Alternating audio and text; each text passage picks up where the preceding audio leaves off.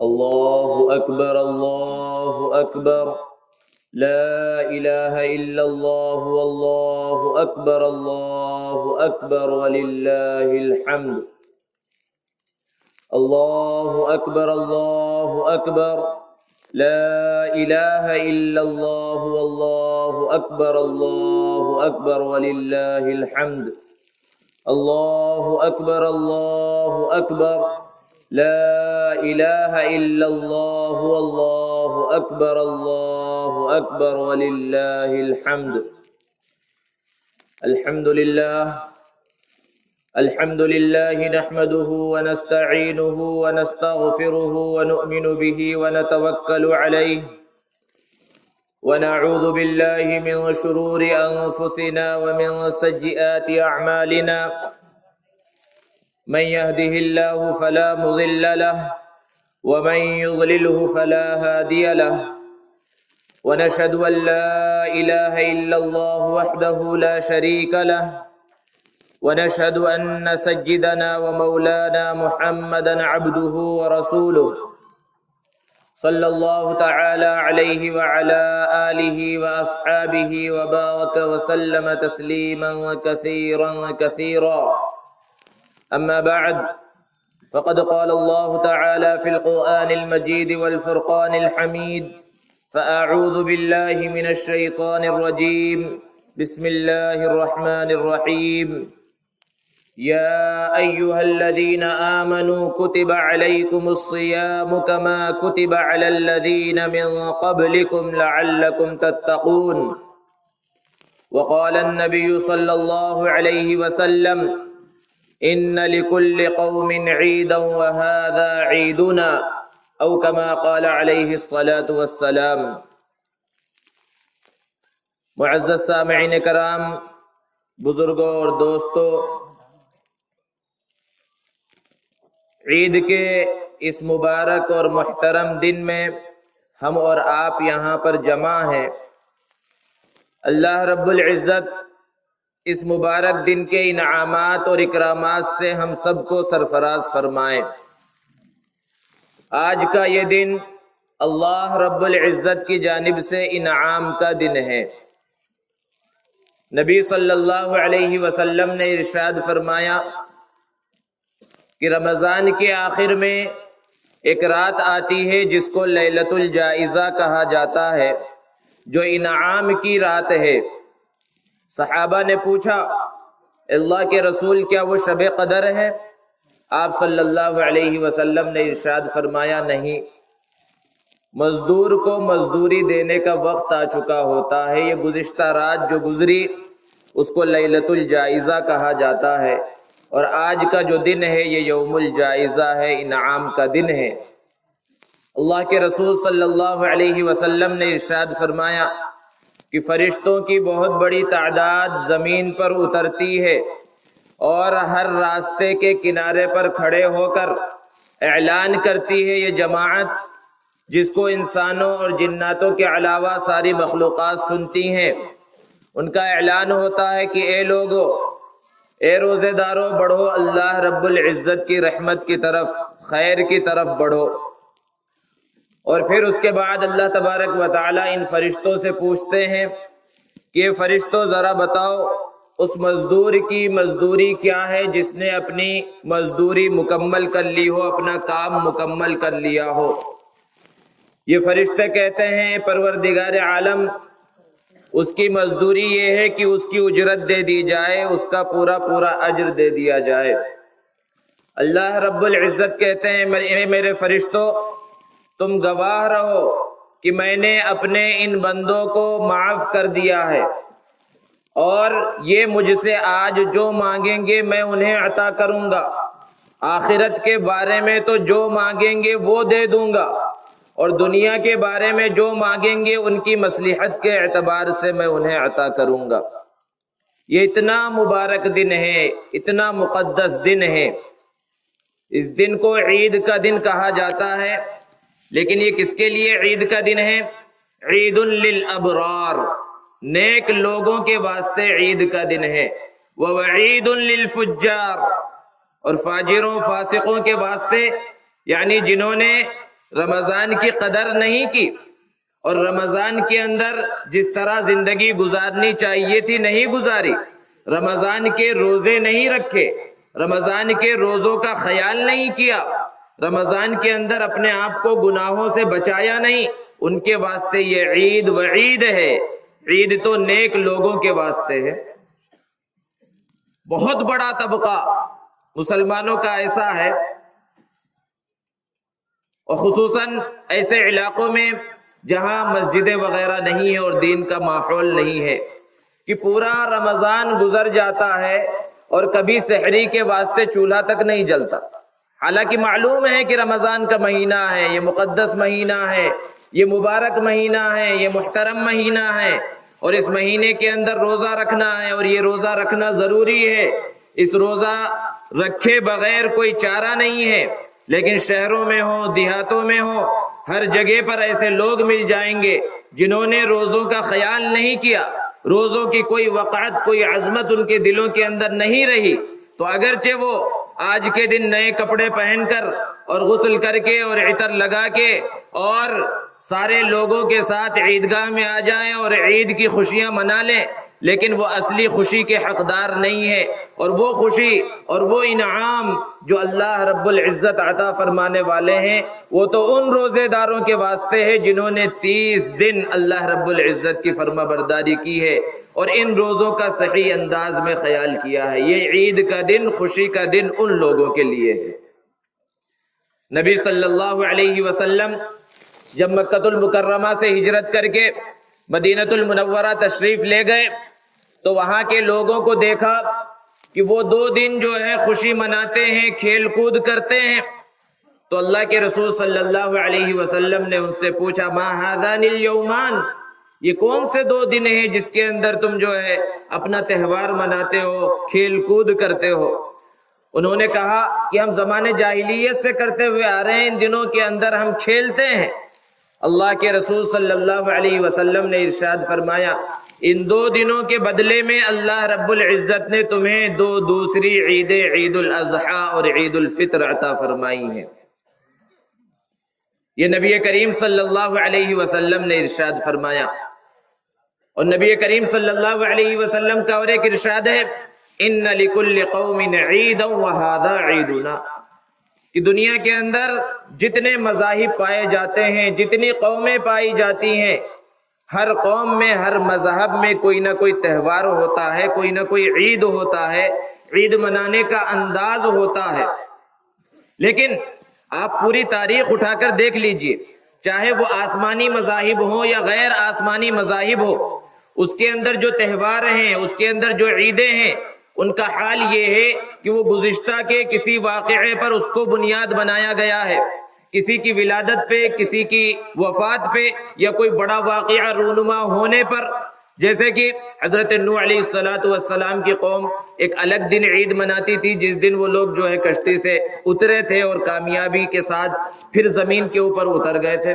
حضرت موسیٰ علیہ السلام کی قوم اس دن کو عید کا دن مناتی تھی جس دن وہ لوگ سمندر سے پار ہو گئے تھے اور فرعون اور اس کی قوم تباہ و برباد ہو گئی تھی۔ حضرت ابراہیم علیہ السلام کی قوم حضرت ابراہیم علیہ السلام کے آگ سے نجات پانے کے دن کو عید کے دن کے طور پر مناتے تھے۔ ایسی باتیں روایت کے اندر ملتی ہیں، اور دیگر مذاہب کے اندر گزشتہ واقعات کو بنیاد بنا کر عید منایا جاتا ہے۔ لیکن یہ جو 2 عیدیں نبی صلی اللہ علیہ وسلم نے عطا فرمائی، اسلام نے جو ہمیں عطا فرمائی ہے، یہ گزشتہ کے کسی واقعے کے اوپر مبنی نہیں ہے، گزشتہ کے کسی واقعے کو بنیاد بنا کر عید کو متعین نہیں کیا گیا۔ حالانکہ اگر چاہتے تو اسلام کے اندر ایسے دنوں کی کمی نہیں تھی، بے شمار دن تھے اور ہر دن کو عید کا دن بنایا جا سکتا تھا۔ آپ صلی اللہ علیہ وسلم کی ولادت کا دن، آپ کو نبوت ملنے کا دن، غزوہ بدر میں فتح کا دن، اور اس طرح بے شمار واقعات ہیں جن کو عید کے دن کے طور پر اور عید کی بنیاد کے طور پر متعین کیا جا سکتا تھا۔ لیکن اللہ رب العزت نے اس بات کو پسند کیا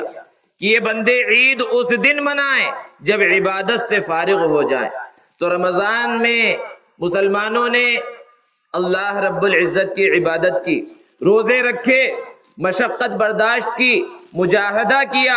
اب جب اس سے فارغ ہوئے 30 دن کے روزوں کے بعد تو پھر اللہ نے حکم دیا کہ اب تم عید مناؤ۔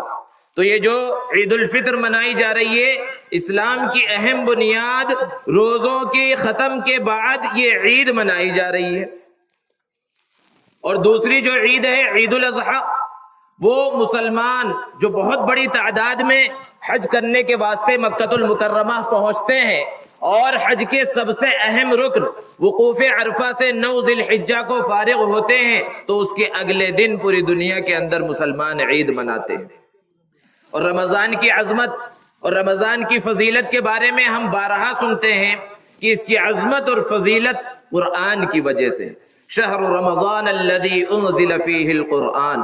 کہ رمضان کا مہینہ وہ مقدس مہینہ ہے جس میں اللہ نے قرآن کو نازل فرمایا، اور ارشاد فرمایا انا انزلناہ فی لیلۃ القدر۔ تو رمضان کی عظمت قرآن کی وجہ سے ہے۔ علماء نے بیان فرمایا کہ یہ جو عید منائی جا رہی ہے یہ اصل میں نزول قرآن کا جشن ہے، کیونکہ رمضان میں قرآن مجید کے نزول کا آغاز ہوا۔ پہلی وحی رمضان کے اندر نازل ہوئی، اور لوح محفوظ سے پورا قرآن مجید آسمان دنیا تک رمضان کے مہینے میں نازل کیا گیا۔ تو یہ رمضان کے اختتام پر جو عید منائی جا رہی ہے یہ اصل میں نزول قرآن کا جشن ہے۔ اور دوسری جو عید ہے عید الاضحیٰ، اس کا تعلق بھی علماء نے بیان فرمایا قرآن سے ہے۔ وہ قرآن مجید کی آخری آیت کے نازل ہونے اور آخری آیت اور آخری حکم اور آخری پیغام کے نازل ہونے کے جشن میں عید الاضحیٰ منائی جاتی ہے۔ مشہور واقعہ ہے، ایک یہودی عالم نے حضرت عمر رضی اللہ تعالی عنہ سے کہا تھا کہ تمہارے قرآن میں ایک ایسی آیت ہے کہ اگر ہمارے نبی پر وہ نازل ہوئی ہوتی تو ہم اس دن کو عید کے دن کے طور پر مناتے۔ حضرت عمر رضی اللہ عنہ نے پوچھا وہ کون سی آیت ہے؟ تو اس نے کہا یوم اکملت لکم دینکم واتممت علیکم نعمتی ورضیت لکم الاسلام دینا، کہ آج اس دین اسلام کو کامل اور مکمل کر دیا گیا ہے۔ یہ عظیم آیت۔ حضرت عمر رضی اللہ تعالی عنہ نے ارشاد فرمایا تھا کہ مجھے اچھی طرح معلوم ہے کہ آیت مبارکہ کب اور کہاں نازل ہوئی۔ اس دن مسلمانوں کے لیے ایک ساتھ کئی عیدیں جمع تھی، الگ سے کوئی عید منانے کی ضرورت نہیں ہے۔ حضرت عمر رضی اللہ تعالی عنہ کے اس فرمان سے یہ بات معلوم ہوئی کہ یہ آخری آیت اور آخری پیغام جو ہے یہ حضور اکرم صلی اللہ علیہ وسلم پر 9 ذی الحجہ یوم عرفہ کو نازل ہوئی، تو اس کے اگلے دن اختتام قرآن مجید کے آخری پیغام کے نازل ہونے کی خوشی میں عید الاضحیٰ منائی جاتی ہے۔ تو اس اعتبار سے دیکھا جائے تو دونوں عیدوں کا تعلق قرآن مجید کے ساتھ جڑ جاتا ہے۔ اس سے قرآن مجید کی عظمت اور اہمیت کا پتہ چلتا ہے۔ اور دو عظیم عبادتیں روزہ اور حج کے ساتھ ان دونوں عیدوں کا تعلق ہے۔ رمضان کے مہینے کے ہم انتظار میں تھے، ابھی ایسا محسوس ہوتا ہے چند دنوں پہلے کی بات ہے کہ رمضان کا استقبال اور رمضان کی تیاریوں میں ہم مصروف تھے، اور رمضان کا مہینہ آیا بھی اور اتنی تیزی سے گزر گیا کہ کچھ پتہ بھی نہیں چلا۔ حالانکہ ایسا سخت گرمی کا موسم تھا، سخت دھوپ کی شدت، لیکن اللہ رب العزت کا فضل ہے، اللہ کا شکر ہے، جتنا شکر ادا کیا جائے کم، کہ اتنی گرمی اور اتنی دھوپ کی شدت کے باوجود بھی بہت آسانی کے ساتھ اہل ایمان نے روزہ رکھا، مسلمانوں نے روزہ رکھا۔ یہ صرف اور صرف اللہ رب العزت کے فضل اور کرم کی وجہ سے ممکن ہوا۔ رمضان کا اتنی تیزی سے گزر جانا یہ قیامت کی نشانیوں میں سے۔ نبی صلی اللہ علیہ وسلم نے ارشاد فرمایا کہ جب قیامت قریب آ جائے گی تو زمانہ بہت تیزی سے گزرے گا۔ سال ایسے گزرے گا جیسے کوئی مہینہ گزرا ہے، مہینہ ایسے گزرے گا جیسے کوئی ہفتہ گزرا ہے، ہفتہ ایسے گزرے گا جیسے کوئی دن گزرا ہے، اور دن ایسے گزرے گا جیسے ایک گھنٹہ گزرا ہے، اور گھنٹہ ایسے گزرے گا جیسے کہ آگ کی چنگاری کہ ادھر دکھلی اور ادھر غائب ہو جاتی ہے۔ اس انداز میں یہ گھنٹے گزر جائیں گے۔ قیامت کی نشانیوں میں سے اللہ کے رسول صلی اللہ علیہ وسلم نے ارشاد فرمایا ایک ایک سال کتنی جلدی گزرتا چلا جا رہا ہے، اور جتنا ہم نبی صلی اللہ علیہ وسلم کے زمانے سے اور خیر القرون سے دور ہوتے جا رہے ہیں، برکت ختم ہوتی جا رہی ہے، ہر چیز میں برکت کم ہو رہی ہے۔ وقت میں پہلے برکت زیادہ ہوتی تھی، اب برکت کم ہو رہی ہے۔ یہ نبی کریم صلی اللہ علیہ وسلم کے زمانے سے زمانہ جتنا دور ہوتا چلا جائے گا، برکت کم ہوتی چلی جائے گی۔ تو ضرورت اس بات کی ہے کہ جس چیز میں برکت ملے اور جہاں سے خیر و برکت مل سکتی ہے، جس کے بارے میں نبی صلی اللہ علیہ وسلم نے فرمایا ہو، وہاں سے برکت حاصل کرنے کی کوشش کی جائے۔ یہ مساجد خیر و برکت کا ذریعہ ہے، برکت اترتی ہے، رحمت اترتی ہے اللہ رب العزت کی۔ لیکن مسلمانوں کا حال یہ ہے، بے شمار مسلمان ایسے ہیں کہ انہیں پتہ چلتا ہے کہ ان کے گھر کے قریب کوئی مسجد بننے والی ہے تو ان کے چہرے جو ہے بگڑ جاتے ہیں کہ یہاں مسجد کی کیا ضرورت ہے، اور جہاں مسجد ہوتی ہے وہاں سے اپنے گھر بیچ کر بعض لوگ چلے جاتے ہیں کہ ہمیں ڈسٹرب ہوگا۔ گویا کہ خود رحمت سے اور خیر و برکت سے انسان دور بھاگ رہا ہے۔ زمانہ تو نبی صلی اللہ علیہ وسلم کے زمانے سے دور ہونے کی وجہ سے خیر و برکت سے دور ہو ہی رہا ہے، اور انسان خود خیر و برکت سے دور بھاگنے کی فکر میں اور کوشش کے اندر لگا ہوا ہے۔ یہ رمضان کا اتنی تیزی سے گزر جانا ہمیں یہ سبق دیتا ہے کہ ہم اتنی ہی تیزی سے اپنی موت کی طرف جا رہے ہیں۔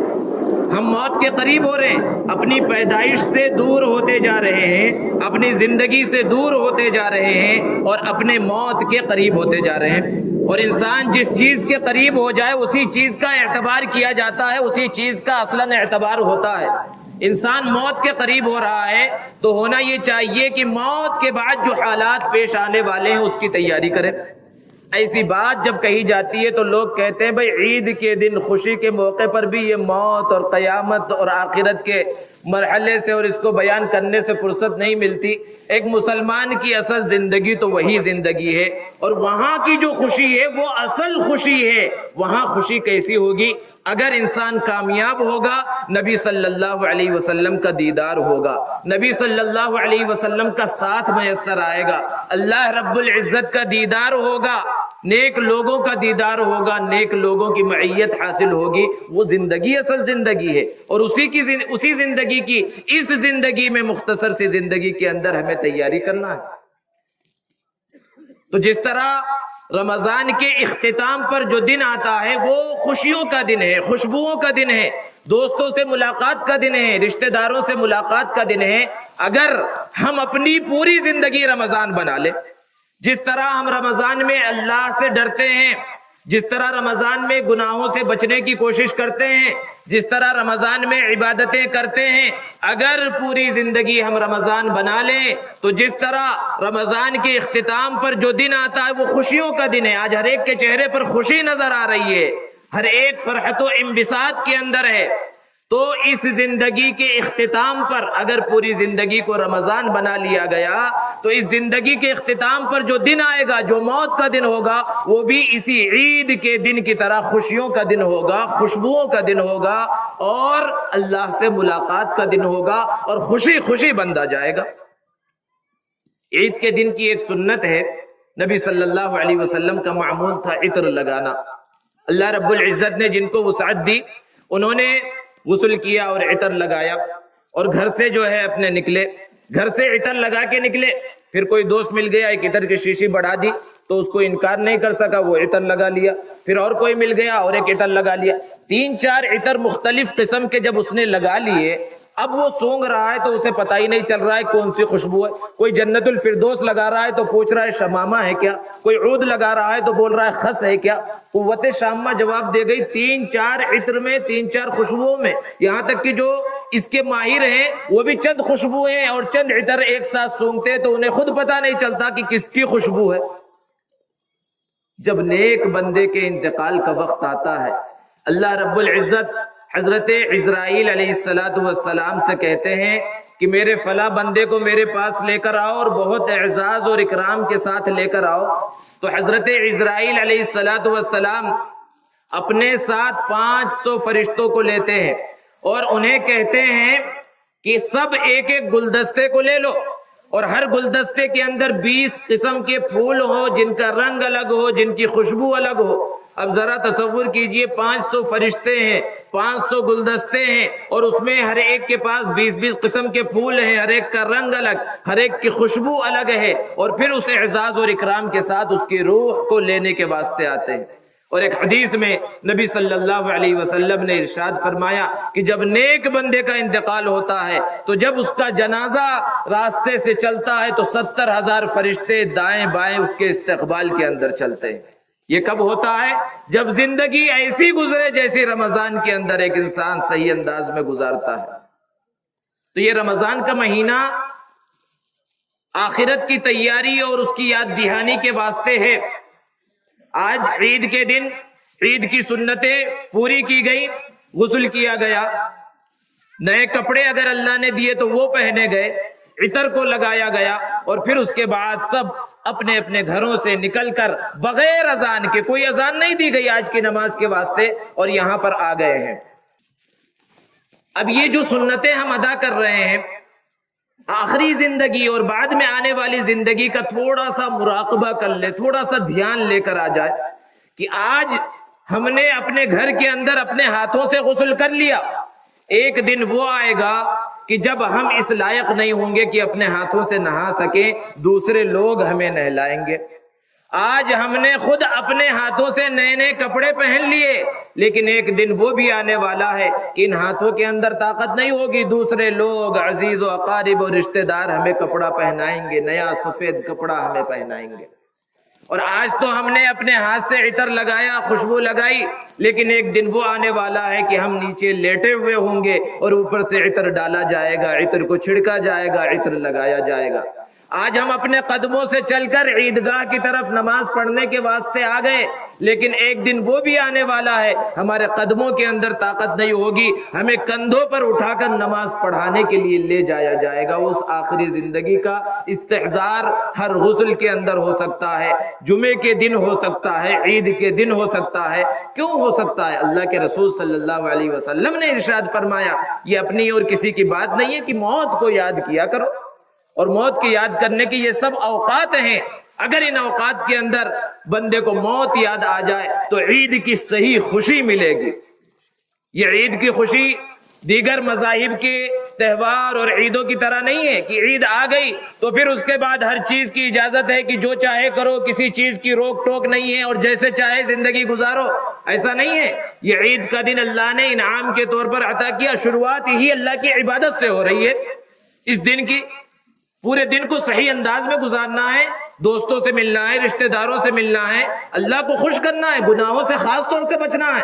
یہاں عید کی نماز ہوئی اور ادھر ادھر غلط جگہوں کے اوپر چلے گئے، ایسا نہیں ہونا چاہیے۔ غیر مذہب اور دیگر لوگوں کے طرح اور دیگر قوموں کی طرح کہ اس میں شراب، کباب، ناچ گانا جو چاہے وہ ہو رہا ہے، اس لیے اللہ رب العزت نے یہ عید عطا نہیں فرمائی۔ بڑی مبارک عید ہے۔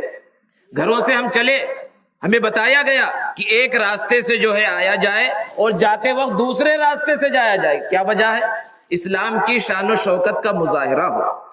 کیونکہ ان گلیوں میں اور ان راستوں میں صرف مسلمانوں کے گھر نہیں ہوتے، غیر مسلم احباب کے گھر بھی ہوتے ہیں۔ ان کے سامنے اسلام کی شان و شوکت، مسلمانوں کی شان و شوکت اور مسلمانوں کے اتحاد کا، مسلمانوں کے امن کا مظاہرہ کرانا مقصود ہے کہ یہ کیسی قوم ہے، اتنے سارے لوگ، ہزاروں کا مجمع آ جاتا ہے جن کے خاندان الگ ہیں، نسب الگ ہے، رنگ الگ ہے، بعض کی زبانیں الگ ہیں، لیکن کس طرح شیر و شکر ایک کے ساتھ ایک گلے مل کر بیٹھے ہوئے ہیں، کندھے سے کندھا ملا کر بیٹھے ہوئے ہیں۔ یہ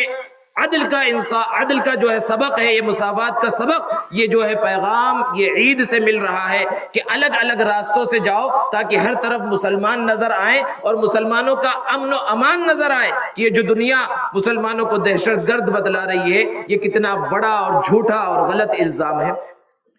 اس عیدگاہ کے اندر یہ کوئی خصوصیت نہیں ہے کہ جو مالدار ہوگا اسے پہلی صف میں جگہ ملے گی، اور جو فلاں قبیلے سے، فلاں خاندان سے تعلق رکھے گا اس کے لیے کوئی خاص چیز بچھائی جائے گی۔ یہاں تو حال یہ ہے کہ ایک ہی صف میں کھڑے ہو گئے محمود و ایاز، ایک ہی صف میں کھڑے ہو گئے محمود و ایاز، نہ کوئی بندہ رہا نہ کوئی بندہ نواز۔ بڑے سے بڑا مالدار چاہے وہ اربوں کا مالک ہو اور چھوٹا سا معمولی انسان جو روزانہ کچھ کماتا ہو اور خرچ کر دیتا ہو، دونوں ایک ساتھ کھڑے ہوتے ہیں اور ذرہ برابر ایک دوسرے کے دل و دماغ کے اندر یہ نہیں آتا میں اتنا بڑا مالدار ہوں اور تو اتنا چھوٹا ہے میرے بازو میں آ گیا۔ یہ اسلام کی خوبصورتی ہے۔ اور عید یہ پیغام، یہ اتحاد کا پیغام مسلمانوں کو دے رہا ہے کہ اتحاد کا پیغام زندگی کے ہر معاملے میں، ہر گوشے کے اندر باقی رہنا چاہیے۔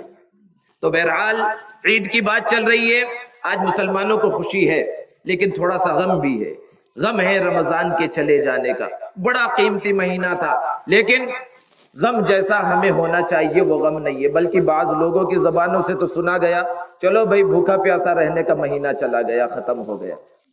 بہت بڑی جرأت ہے، بہت بڑی بے احترامی ہے اس رمضان کے مہینے کی۔ صحابہ رضوان اللہ تعالی علیہم اجمعین کا حال کیا تھا کہ روتے تھے، تڑپتے تھے رمضان کے انتظار میں، اور جب رمضان چلا جاتا تو پھر اپنی دعاؤں میں مشغول ہو جاتے کہ کس طرح یہ عبادتیں قبول ہو جائیں۔ کیوں؟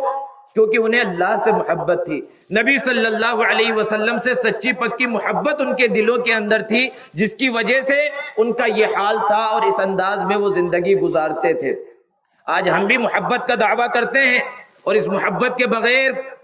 کوئی کامیاب ہو ہی نہیں سکتا، لیکن وہ محبت جو صحابہ کی محبت تھی نبی صلی اللہ علیہ وسلم سے، اللہ کے احکام سے، نبی کے فرمان سے، وہ محبت ہمارے دلوں کے اندر نہیں ہے۔ اس محبت کو تلاش کرنا ہے اور اس محبت کے درجے تک پہنچنا ہے۔ کیسی عظیم محبت صحابہ کی تھی نبی کریم صلی اللہ علیہ وسلم سے۔ اللہ کے رسول صلی اللہ علیہ وسلم ہجرت کر کے مدینۃ المنورہ جا رہے ہیں، قباء کے مقام پر جب پہنچے،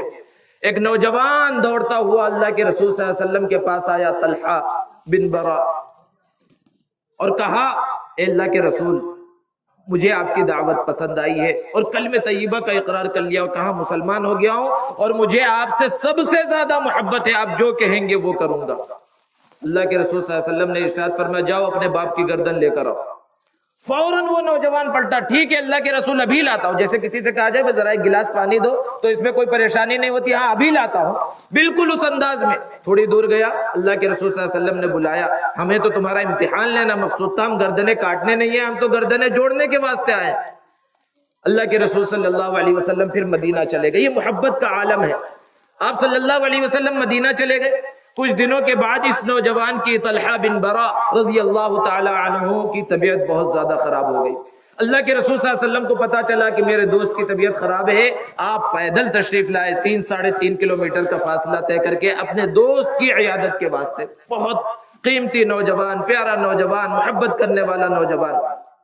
اللہ کے رسول صلی اللہ علیہ وسلم جب پہنچے تو وہ غشی کی حالت میں، بے ہوش ہے، ہوش نہیں ہے۔ اللہ کے رسول صلی اللہ علیہ وسلم نے کہا حالات ایسے نظر آ رہے ہیں کہ شاید اب یہ بچ سکے، اگر ان کا انتقال ہو جائے تو مجھے مدینہ میں اطلاع ضرور دینا، میں ان کی تدفین میں ضرور شریک ہوں گا، ان کے جنازے کی نماز میں پڑھاؤں گا۔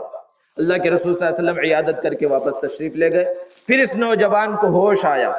ہوش جب آیا، اپنے بیوی بچوں کے بارے میں نہیں پوچھا، سب سے پہلے جو چیز پوچھی نبی صلی اللہ علیہ وسلم کیسے ہیں۔ لوگوں نے بتلایا آپ صلی اللہ علیہ وسلم تمہاری عیادت کے واسطے تشریف لائے تھے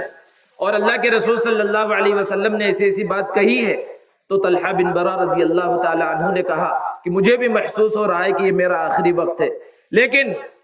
میری ایک وصیت ہے، اس پر عمل کرنا لازم ہے کہ اگر میرا انتقال ہو جائے تو نبی صلی اللہ علیہ وسلم کو اطلاع مت دینا، نبی صلی اللہ علیہ وسلم کو مت بلانا۔ کیوں مت بلانا؟ ذرا تصور کیجئے کہ ایک مسلمان ہو، اللہ کے رسول صلی اللہ علیہ وسلم باحیات ہو، دنیا کے اندر موجود ہو، اور پھر کون نہیں چاہے گا کہ اس کے جنازے کی نماز اللہ کے رسول صلی اللہ علیہ وسلم پڑھائیں، اس کی تدفین میں اللہ کے رسول صلی اللہ علیہ وسلم شریک ہو جائیں۔ لیکن وہ نوجوان کہہ رہا ہے کیوں؟ اگر تم نے نبی صلی اللہ علیہ وسلم کو اطلاع دی تو ہو سکتا ہے رات کا وقت ہو، نبی صلی اللہ علیہ وسلم کو مدینے سے یہاں آنے میں تکلیف ہوگی، میرے محبوب کو تکلیف ہوگی، راستے میں یہودیوں کی بستیاں ہیں، کہیں وہ نبی صلی اللہ علیہ وسلم کو تکلیف نہ پہنچا دے، تم لوگ میرے جنازے کی نماز پڑھ لینا، نبی صلی اللہ علیہ وسلم کو اطلاع نہ دے۔ یہ ہے اصلی محبت۔ اللہ کے رسول صلی اللہ علیہ وسلم کو نہیں بلایا، اور وہ صحابہ جو وہاں موجود تھے انہوں نے ان کی وصیت پر عمل کیا، جب انتقال ہوا جنازے کی نماز بھی پڑھ لی، تدفین بھی ہو گئی۔ اب پھر اس کے بعد یہ مدینہ پہنچے اور عرض کیا اللہ کے رسول آپ کے دوست کا انتقال ہو گیا، اور ہم نے ان کی وصیت پر عمل کرتے ہوئے ان کے جنازے کی نماز بھی پڑھ لی، ان کی تدفین بھی ہو گئی۔ اللہ کے رسول صلی اللہ علیہ وسلم نے ارشاد فرمایا چلو مجھے فوراً ان کی قبر پر لے کر چلو۔ اللہ کے رسول صلی اللہ علیہ وسلم جلدی جلدی طلحہ بن برا کے قبر پر پہنچے اور ایسی دعا کی اللہ کے رسول صلی اللہ علیہ وسلم نے کہ شاید کسی اور کے لیے ویسی عظیم دعا اللہ کے رسول صلی اللہ علیہ وسلم نے نہیں فرمائی۔ اللہ کے رسول صلی اللہ علیہ وسلم نے اس وقت دعا کی، یا اللہ القی محبتک فی قلبی، کہ پروردگار یہ بندہ مجھ سے بہت زیادہ محبت کرتا تھا، یہ آپ کے دربار میں گیا ہے، حالات ایسے بنا دیجئے کہ اس کے دل کے اندر آپ کی محبت پیدا ہو جائے اور آپ اس سے محبت کرنے لگ جائیں۔ ذرا بتائیے کیسا مقام و مرتبہ اور کیسی عظیم محبت۔ اب جب ایسی محبت ہوگی نبی صلی اللہ علیہ وسلم سے تو پھر نبی کے احکام سے، نبی صلی اللہ علیہ وسلم کی سنتوں سے، نبی کے فرمان سے، اللہ کے فرمان سے اور قرآن کے احکام سے محبت ہوگی، اور وہ محبت مطلوب ہے، وہ احکامات پر عمل مطلوب ہے، وہ شریعت پر عمل مطلوب ہے۔ ورنہ اگر ایسی محبت نہیں ہے تو پھر رمضان کے مہینے بھی آئیں گے اور پھر رمضان کے اندر جو ہے بہت کچھ ہوگا، مسجد بقع نور بنیں گی، تقریراتوں کا انتظام ہوگا، بیانوں کا انتظام ہوگا، سب کچھ ہوگا، لیکن اگر ہم اپنی زندگی کو بدلنا ہی نہ چاہیں، خود اپنے اندر تبدیلی پیدا کرنا نہ چاہیں تو ہماری زندگی کے اندر تبدیلی پیدا نہیں ہوگی۔ اللہ رب العزت نے ارشاد فرمایا کہ اللہ تعالیٰ اس قوم کی حالت کو نہیں بدلتا جو خود بدلنے کا ارادہ نہ کر لے۔ امام الاولیاء شیخ عبد القادر جیلانی رحمۃ اللہ علیہ نے اس عید کے بارے میں فرمایا، کچھ لوگ جب عید کی مبارکباد دینے کے واسطے ان کے پاس پہنچے تو کتابوں میں لکھا ہوا ہے، انہوں نے فرمایا لیس العید لمن لبس الجدید، عید اس کی نہیں ہے جس نے صرف نئے کپڑے پہن لیے، انما العید لمن خاف الوعید، عید تو اس کی ہے جو وعید سے ڈر گیا۔ اللہ رب العزت نے جو وعیدیں بیان فرمائی، نبی صلی اللہ علیہ وسلم نے جو وعیدیں بیان فرمائی اس سے ڈر گیا، اصل عید تو اس کی ہے۔ اور پھر فرمایا لیس العید لمن بسط البساط انما العید لمن جاوز الصراط، عید اس کی نہیں ہے جس نے گھر میں عید کے دن نئے نئے قالین بچھا دیے، نئی نئی چادریں بچھا دی، نئے نئے پردے لگوا لیے، عید تو اس کی ہے جس نے پل صراط سے گزرنے کا راستہ آسان کر لیا۔ اور فرمایا لیس العید لمن تبخر بالعود انما العید لمن تاب ولا يعود، عید اس کی نہیں ہے جس نے اپنے آپ پر خوب پیسہ خرچ کر کے عطر لگا لیا، الگ الگ قیمتی خوشبوئیں لگا لی، عید تو اس کی ہے جس نے توبہ کیا اور پھر توبہ کو نہیں توڑا۔ اور فرمایا لیس العید لمن زین بزینت الدنیا انما العید لمن زود بزاد التقوی، عید اس کی نہیں ہے جو دنیا کی زینت کے ساتھ مزین ہو گیا، اچھے کپڑے اور جو کچھ ہو سکتا تھا اس سے زینت اختیار کی، عید تو اس کی ہے جس نے آخرت کے واسطے زاد راہ تیار کر لیا۔ تو یہ عید اصل میں انہی کی ہے، اسی لیے حضرت علی رضی اللہ تعالی عنہ فرمایا کرتے تھے کہ مسلمان کا تو ہر دن عید بن سکتا ہے، جس دن اس کی زندگی گناہوں کے بغیر گزر جائے وہ اس کے لیے عید کا دن ہے۔ تو یہ عید کے لیے ہم اور آپ یہاں جمع ہوئے اور کس مقصد سے جمع ہوئے ہیں؟ 2 رکعت نماز ادا کرنے کے لیے، اور یہ 2 رکعت نماز جو ادا کرنا ہے یہ شکرانے میں۔ اللہ رب العزت نے ہمیں انعامات سے نوازا، اب اللہ کا ہمیں شکر ادا کرنا ہے، اور شکر 2 طرح کا ہوتا ہے، ایک شکر ہے بدنی، اور یہ نماز بدنی عبادت ہے، بدنی طور پر شکر ادا کیا جائے گا، اور دوسرا شکر ہوتا ہے مالی، کہ اللہ نے اپنے راہ میں مال خرچ کرنے کا حکم دیا ہے اور صدقہ فطر کے ذریعے اس شکر کو ادا کرنا ہے۔ تو جنہوں نے اب تک صدقہ فطر ادا نہیں کیا، امید تو یہ ہے کہ جتنے بھی صاحب نصاب صاحب استطاعت لوگ تھے سب نے یہاں آنے سے پہلے اپنے اپنے صدقہ فطر کو ادا کر دیا ہوگا، لیکن اب تک بھی جو صاحب استطاعت ہے کسی وجہ سے انہوں نے اپنا جو ہے صدقہ فطر ادا نہیں کیا ہے تو ایسا نہیں ہے کہ معاف ہو گیا، یہاں سے نکلنے کے بعد فوراً صدقۃ الفطر کا ادا کرنا واجب اور ضروری ہے۔ جو بھی صاحب نصاب ہیں ان کے لیے اپنی طرف سے اور اپنی نابالغ اولاد کی طرف سے صدقۃ الفطر نکالنا واجب ہے۔ تو یہ 2 شکر ہیں، کیونکہ اللہ کے انعامات بھی 2 طرح کے ہیں، بدنی انعامات ہے، یہ خوبصورت سا جسم اور یہ صحت اور یہ تندرستی اللہ نے عطا فرمائی، اور اللہ نے مال و دولت سے نوازا، دونوں طرح کے انعامات ہیں، تو دونوں طرح سے شکر بھی ادا کرنا سارے مسلمانوں کے اوپر لازم ہے۔ یہ عید کی نماز چونکہ ہمیشہ پڑھی نہیں جاتی، سال میں صرف 2 مرتبہ پڑھی جاتی ہے، اس لیے اس کا طریقہ عام طور پر ذہن میں نہیں ہوتا، اس لیے عید کی نماز کا جو طریقہ ہے اس کو صحیح انداز میں ذہن میں بٹھا لیا جائے تاکہ عید کی نماز خراب نہ ہو اور صحیح انداز میں اس کو پڑھا جائے کہ یہاں پر کوئی اذان نہیں کہی جائے گی اور نہ کوئی اقامت کہی جائے گی، فوراً نماز شروع ہوگی جب وقت ہو جائے گا، اور نماز جب شروع ہوگی تو پہلے تکبیر تحریمہ کہی جائے گی۔ سب سے پہلے تو نیت ہے، اور نیت کہتے ہیں اصل میں دل کے ارادے کو۔ آپ حضرات اپنے گھروں سے نکل کر عیدگاہ کے اندر آئے ہیں، یہی آپ کی نیت ہے، اور وہ لمبی چوڑی جو نیت رہتی ہے اس کے کرنے میں تکبیر تحریمہ چھوٹ جاتی ہے اور امام ثنا سے فارغ ہو جاتا ہے اور اس کے بعد دوسری تکبیروں میں لگ جاتا ہے، تب تک نیت ہی ہوتی رہتی ہے اور تکبیریں چھوٹ جاتی ہے۔ صرف زبان سے اتنا کہہ لینا کافی ہے کہ اس امام کے پیچھے 2 رکعت عید الفطر پڑھی جا رہی ہے، پڑھ رہا ہوں، بس اتنا کہنا کافی ہے۔ یہ نہ بھی کہا تو بھی نماز ہو جائے گی، کوئی فرق نہیں پڑے گا۔ تو نیت کے بعد جب امام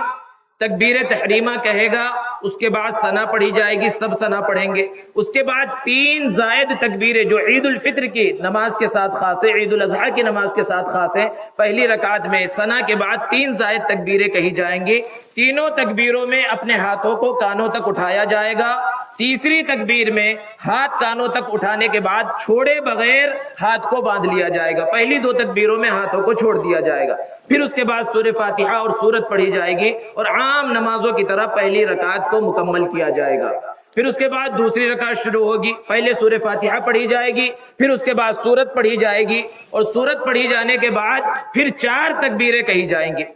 3 تکبیریں عید الفطر کی تکبیریں ہوں گی جو زائد تکبیریں ہوں گی، تینوں تکبیروں میں اپنے ہاتھوں کو کانوں تک اٹھایا جائے گا اور ایسے ہی نیچے چھوڑ دیا جائے گا۔ اور چوتھی تکبیر جو رکوع کی تکبیر ہے، اس میں ہاتھوں کو کانوں تک اٹھائے بغیر اللہ اکبر کہہ کر رکوع کے اندر چلے جائیں گے، اور پھر اس کے بعد عام نمازوں کی طرح پوری نماز کو مکمل کیا جائے گا، اور پھر اس کے بعد جو ہے خطبہ ہوگا، اس خطبے کے اندر بھی شریک ہونا چاہیے۔ پھر اس کے بعد انسان اپنے کاموں کے اندر لگ جائے، دوستوں سے ملاقات، رشتہ داروں سے ملاقات کے اندر لگ جائے۔ اور ایک بات کا خاص طور پر خیال رکھنا ہے کہ جو صدقۃ الفطر جو واجب کیا گیا، مقصد اللہ کے رسول صلی اللہ علیہ وسلم نے بیان فرمایا طعمۃ للمساکین۔ آج ہم نے عید کی خوشی منا لی، نئے کپڑے خرید لیے، سب کچھ تیار ہو گیا، گھروں میں شیر خورما اور دوسرے طرح طرح کے پکوان بھی تیار ہو رہے ہیں، اور جانے کے بعد ہم خود کھانے کے واسطے اور مہمانوں کو، دوست اور احباب کو بلانے کے واسطے تیار ہوں گے۔ لیکن ایک نظر اپنے اڑوس پڑوس پر،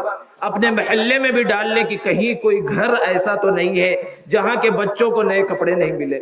جہاں ان کے گھر کے اندر آج بھی دودھ نہیں ہے کہ اس سے شیر خورما پکایا جا سکے، جہاں بچوں کے پاس آج بھی قیمتی کھانا نہیں ہے اور قیمتی چیزیں نہیں ہیں۔ یہ ہر مسلمان کی ذمہ داری ہے۔ اللہ کے رسول صلی اللہ علیہ وسلم کی سنت ہے کہ عید کی نماز پڑھنے کے بعد اللہ کے رسول صلی اللہ علیہ وسلم کی ملاقات ایک یتیم سے ہوئی۔ سارے بچے کھیل رہے تھے، عید کے دن کی خوشی منا رہے تھے، ایک بچے کو اللہ کے رسول صلی اللہ علیہ وسلم نے دیکھا کہ وہ الگ تھلگ بیٹھا ہوا ہے، پوچھنے پر پتا چلا کہ باپ نہیں ہے اور کھیلنے کی کوئی چیز نہیں ہے۔ اللہ کے رسول صلی اللہ علیہ وسلم اپنے ساتھ لے گئے اور کہا کہ تم میرے بیٹے ہو۔ یہ اللہ کے رسول صلی اللہ علیہ وسلم کی سنت ہے، یہ تو ایک مثال ہے، بے شمار واقعات آپ کو ایسے مل جائیں گے۔ تو اس بات کا خیال رکھنا سب سے زیادہ ضروری ہے کہ ایک تو ہے ہمارے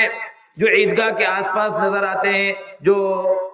اپنی کچھ بھی ضرورت مانگنے کے واسطے موجود ہے، ایک طبقہ یہ ہے، لیکن ایک بہت ہی باغیرت طبقہ ہوتا ہے جو سوال نہیں کر سکتا، وہ ہمارے جو ہے پیسوں کے زیادہ محتاج ہیں کہ کسی کے سامنے ہاتھ نہیں پھیلا سکتے، لیکن انسان کو سمجھنا چاہیے کہ ان کو ضرورت ہو سکتی ہے۔ ایسے لوگوں کو عید کی خوشیوں کے اندر نہ بھولے، ان لوگوں کی مدد کریں گے تو عید کی خوشی کا آپ کے دل کے اندر جو احساس ہوگا اس کو بیان نہیں کیا جا سکتا، اس کو صرف محسوس کیا جا سکتا ہے۔ اللہ رب العزت سے دعا ہے کہ اللہ تبارک و تعالی